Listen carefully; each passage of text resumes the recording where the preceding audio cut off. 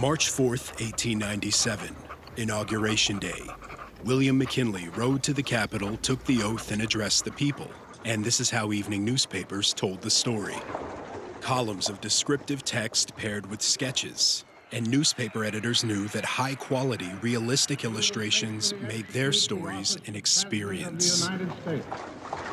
This was the industry standard for visual storytelling in journalism in the late 19th century. But the future of storytelling was around the corner. This is the story of our journey from this to this. It's about our relationship with the news and storytelling and how you can watch it all evolve through our presidential inaugurations.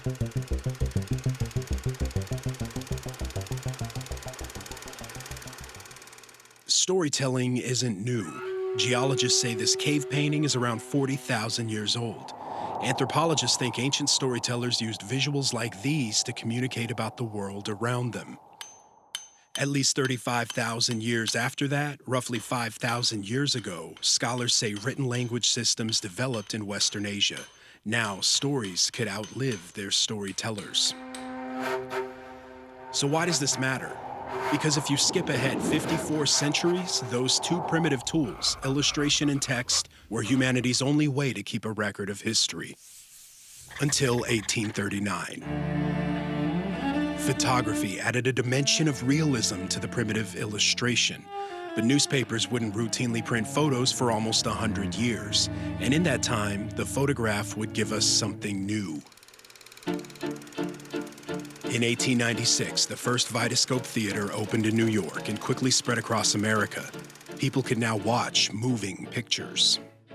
So the following year, this jumpy, black and white, potato-quality film took viewers to the streets of Washington on Inauguration Day. It was a new storytelling tool, magical and real. That old footage shows a few seconds of McKinley's inaugural parade, and there's a shot of him in a carriage with President Grover Cleveland. But that's about it.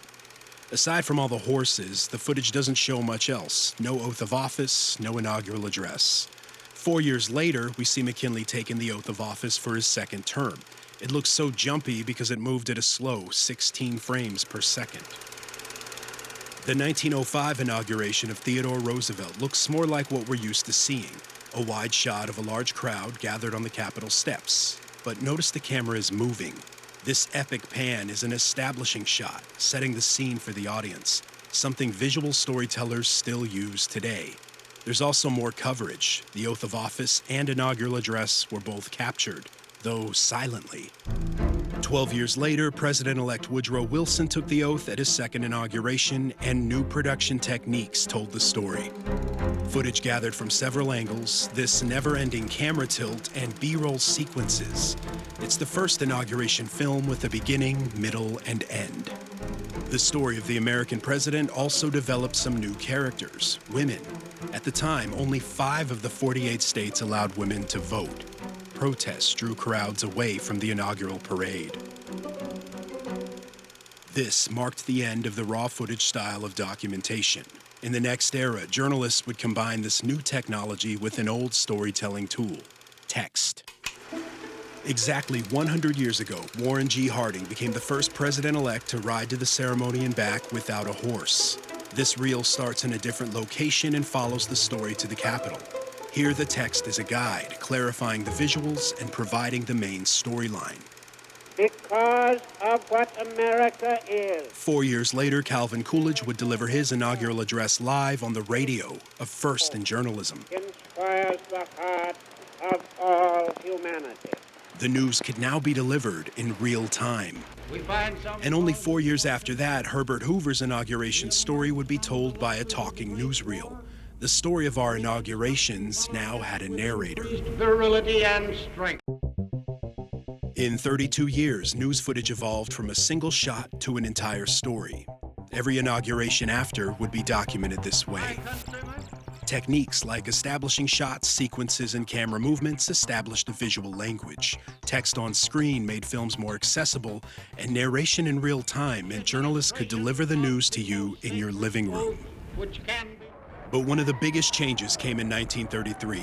At Franklin Roosevelt's first inauguration, filmmakers added another dimension to history: sound on film. And high political positions. Audiences could now hear moving pictures.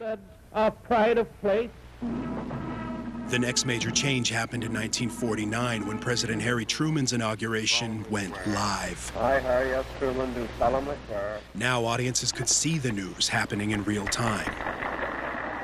Over the next decade, special platforms were built to support all the cameras capturing the inauguration. Platforms for television and newsreel cameras. But since journalists were all gathering the same footage, perspective and storylines became more important.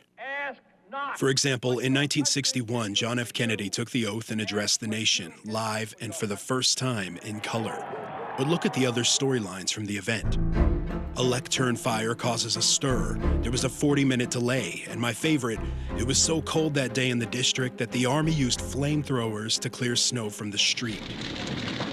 Another change came in '65. Following JFK's assassination, the president wouldn't ride in the open to the event, but from the protection of a bulletproof limo.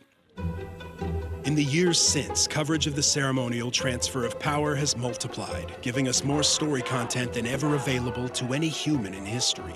The anti-war storyline outshined Nixon's inaugurations, but accessibility became a bigger story by '77. The viewing stands at President-elect Carter's inauguration were now accessible to people in wheelchairs.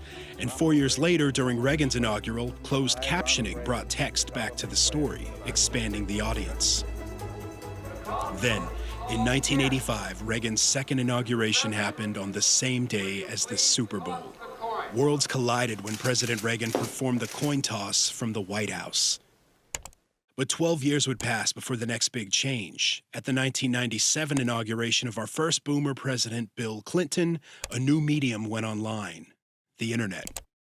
Until now, print, radio, film, and TV had told the first chapter of every president's story, and that meant their audiences, at best, received the news a few times a day, generally from their home or vehicle. But the internet brought the news in real time to any connected device, like your phone.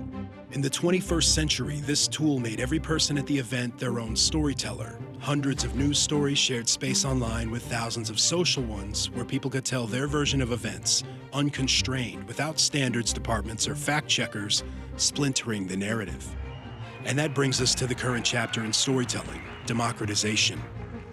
In a small window of 124 years, moving pictures grew from a novelty to an historical record. Viewers demanded more storylines, and everyone became a storyteller.